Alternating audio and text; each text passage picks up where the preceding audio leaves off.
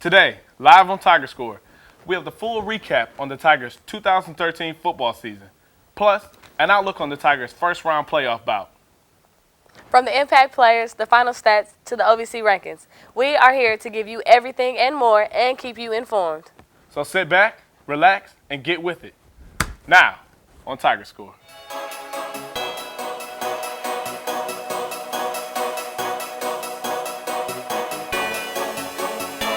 Explosive.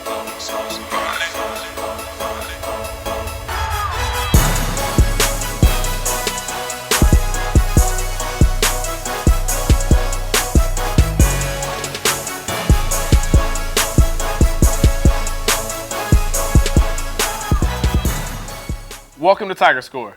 I'm Aric Jones. And I'm Anastasia Williams. The Tigers went on a dominant prowl this season, finishing with a 9-3 overall record and 6-2 in the OVC Conference, landing them in second place behind Eastern Illinois University and the 25th ranked team in the nation. The Tigers' offense was led by freshman quarterback Ronald Butler from Tallahassee, Florida, who tallied 1,343 yards through the air with 12 touchdowns. This season was also a career year for senior standout Tim Broughton from Mobile, Alabama. Broughton became only the fifth TSU running back in history to rush for 1,000 yards. 5 touchdowns can also be added to Broughton's stat line as well. The success for the season falls on the Tigers' stout defense, who at one point in the season was the #1 defense in the entire country. Led by junior safety Daniel Fitzpatrick from Fort Wayne, Indiana, the Tigers led the OVC in interceptions, sacks, rushing defense, scoring defense, pass defense, and what should go without saying, total defense, placing them as 5th best defense in the country, with 279 yards allowed per game. You know, that defense was dominant this year. I mean, it was like the steel curtain of FCS, essentially. They had a lapse later on in the season, but that defense was really no joke out there. I mean, defense wins games, and that's what the Tigers did. I mean, they won games, and, I mean, they stepped it up, and, I mean, now we're here, 9-3. Even with their outstanding record, the Tigers had their woes 3 times falling to Bethune-Cookman in the opening game of the season in a defensive bout, losing 12-9. OVC champions Eastern Illinois on homecoming 34-16, and suffering a true wake-up call from Eastern Kentucky on the road 44-0. You know, those type of losses that they suffered, even though it was only 3, they were 3 key losses. You look at the first game of the season, obviously, then you lose to the conference champion, and then you get blown out. You know, the water. Those are all learning experiences the way I look at them for the team. And you never know, if they actually beat Butler, they could have a rematch against Eastern Illinois in the second round, which could be huge for them. And I know that motivates them against Butler. Yeah, there's nothing like true revenge. And like you said, you know, you just ask some players, and some players rather go ahead and get them out the way. And it worked out for them because they're still in the same position they wanted to be. They've made the playoffs. So, once again, they're 9-3 going to Butler. Yes, ma'am. Now, well, following every great season by any team, it's always a positive for fans as well as players to discuss the future and the optimism to come. What better way to measure the season's true worth than sitting down and talking with the man calling the shots and leading our Tigers onto the field, game in and game out? Head coach and former Tiger himself, Rod Reed. You know, it's bittersweet. You know, we got 8 wins. You know, I don't know when the last time Tennessee State has had 2 8-win seasons back-to-back. So, you know, that's a huge accomplishment. We've got 5 OVC wins. We haven't had 5 OVC wins since I've been the head coach, so that's another, you know, stepping stone in the right direction. But, you know, going into this last game, it'll give us an opportunity here to possibly get in the playoffs, who knows. But you know, we can only handle what we can handle. You know, we have to take care of Tennessee State. If we go in and do things we're supposed to do and win the game, we'll let the committee, you know, handle the rest. Every year, you know, you have guys rotate out and graduate in. You know, everybody asked last year, well, how you guys are going to do without Travis Ward? Well, Tim Broughton rushed for 1,000 so far this year. You know, Telvin Hooks is filling in nicely. So, you know, we just have a next man in philosophy, and that's why you recruit. You know, when we lose guys, you know, we recruit to that class. So the guys that we'll lose this year, you know, we got guys that can step up and play that are younger guys right now.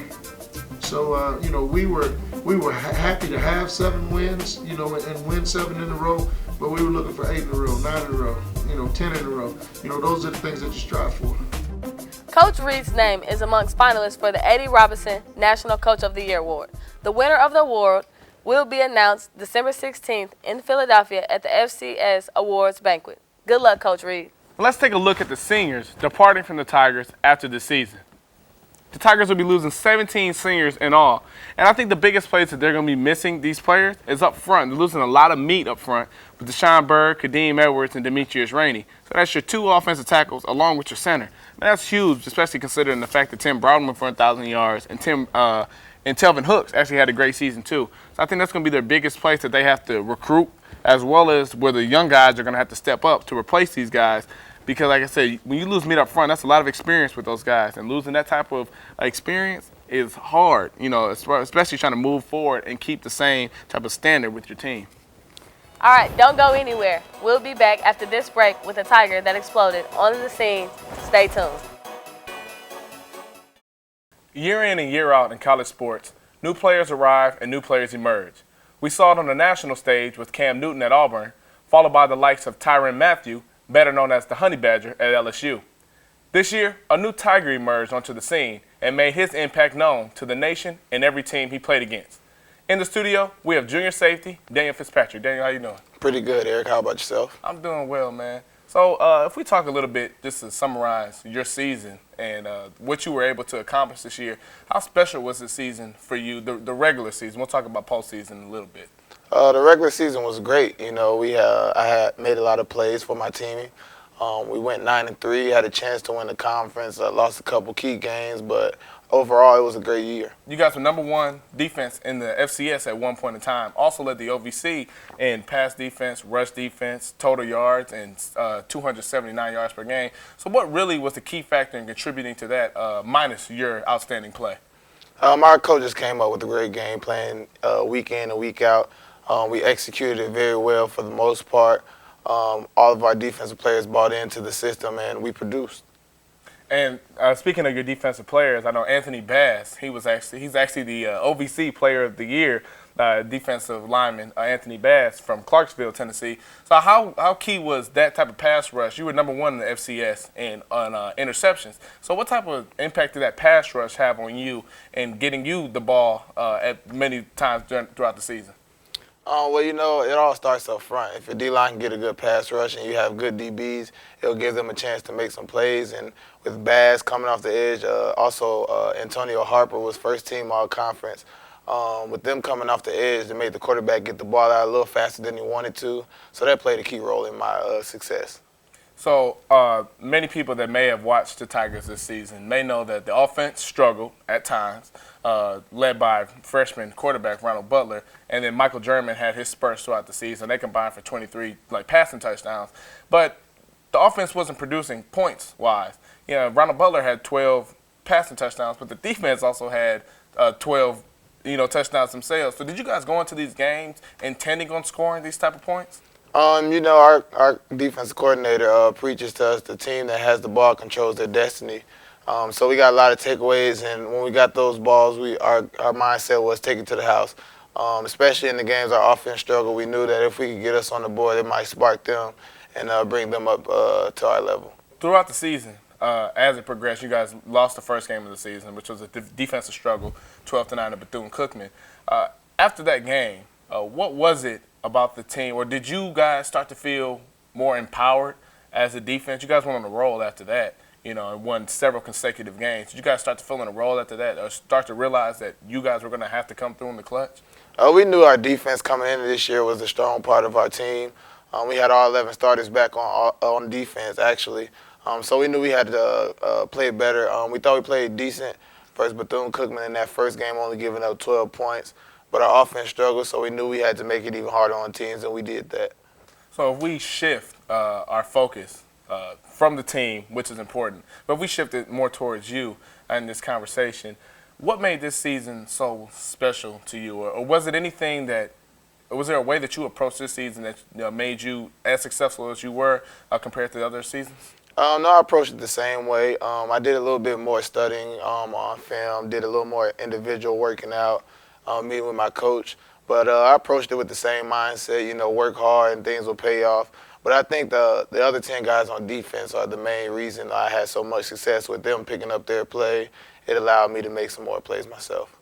So what would you say, we have a little fun with this, what would you say is what's your favorite game of the season? I don't know. It's a tie between a couple. UT Martin had a pick six. It's always exciting. Jackson State, I had another pick six. But I think the best game, I believe, was the last game we played versus Murray State. It's the only team in the OVC I haven't beaten since we've been here. TSU as a whole hasn't beaten them in 5 years, so that was pretty exciting. And so if we could go, you guys dropped the 44-0 game as well. So the defense was great at one point in time. They dropped 44 points against EKU.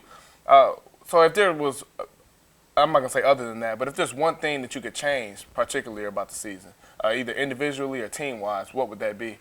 You can't control it, but the one thing I would change would be injuries. Those injuries we had and the timing of which we had them contributed to us losing some of the games we lost in by the amount. Like you said, the EKU game, we had, I think, 10 starters out that week, which really hurt. But that would probably be the biggest thing I'd change. All right, so going into, obviously, this weekend against Butler, biggest game of your life? Up to this point, yes. I think it's the biggest game for any of our lives. You know, high school winning a state championship is all fine and dandy. No discredit to that. But to have a chance to play for a national championship and be recognized in the country as a whole is always exciting. So how much, you guys were the last team chosen going into the playoffs, last team in the bracket, first time in 14 years that TSU's been there. What does that mean? We saw the reaction a lot of places about, you guys were hyped in there. What does this mean as a team, and what does this mean to you? I'm not sure if we were the last team in or just the last team they showed, but it was exciting. It's nothing like seeing your name on that screen, knowing you have another week to play, and that week being a week preparing for the national championship is even bigger. But for this program, it's huge. We haven't been to the playoffs in 14, 15 years. This school has a tradition of winning, and for us to put us back on that pedestal is huge. And I guess a little fun fact about this is, as the graphic shows, that you're from Fort Wayne, Indiana, and this game is like Butler's in Indianapolis, Indiana, so it's going to be a big Fitzpatrick cheering section there? I hope so. I know I got a lot of people calling and texting me about tickets and what time we play and stuff. With it being Thanksgiving, I hope a lot of people will still be able to come. But it's not really about me and going close to home. It's about us winning the game and going on to the next week.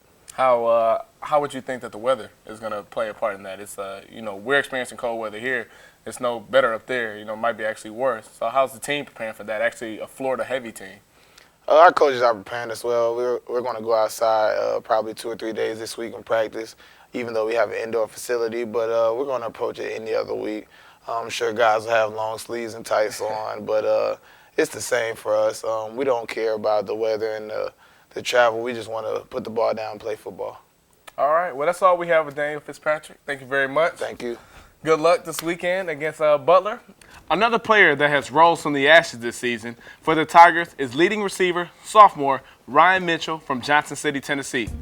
We were able to sit down with him and get his take on the season and how his key role in the offense was able to impact the Tigers this season. Can you tell me about the position that you recently received, starting position that you have? Okay, I'm a wide receiver. I'm a starter. Basically, my first 2 years here, I didn't get much playing time because I was a little inexperienced and there were some better players than me. But I've just been working hard ever since then and finally earned my spot. Your plans on, okay, you're here now, what's your plan for after graduation?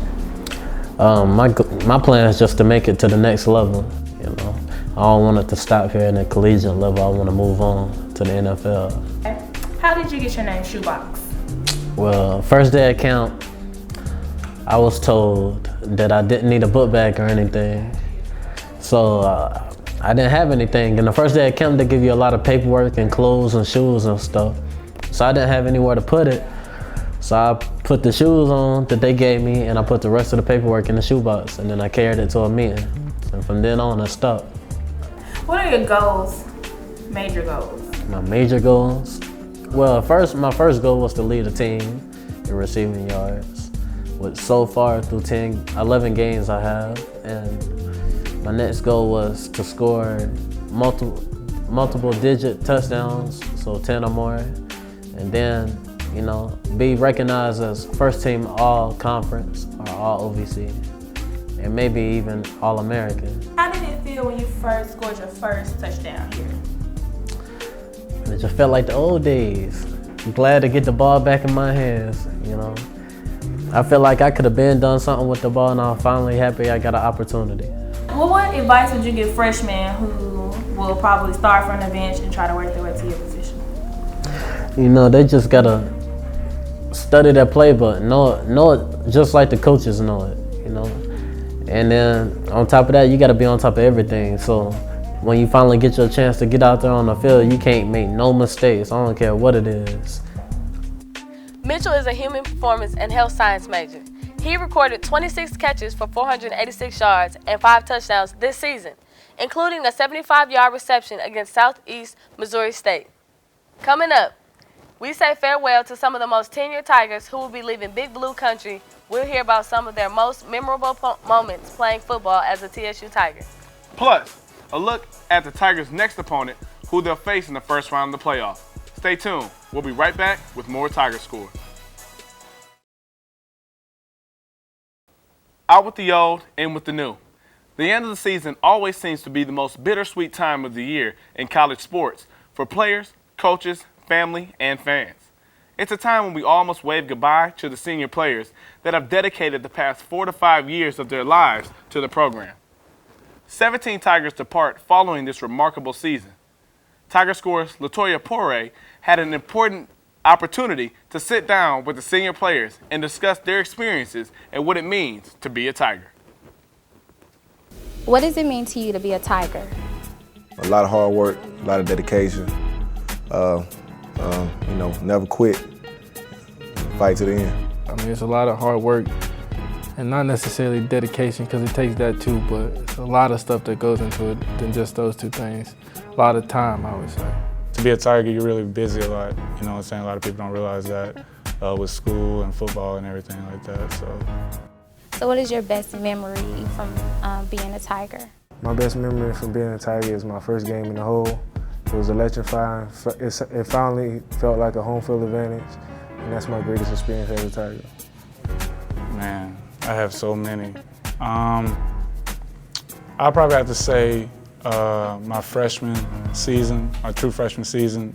We went down to Atlanta to play FAMU in the Atlanta Classic, and the first play of the game was a trick play, a trick play to me, and it really didn't work out, but I was a true freshman that, a trick play was set up for. So, what values will you take from your experience playing at TSU? I came a long way, when I got here, in my life. So, I grew a lot when I got here. So I can honestly say, be thankful for what you got, and I always strive for more. Really just pushing through, because we started 3-8 my freshman year, and right now we're sitting at 8-3. So each year we progress. I would just say progression. Always getting better, day by day.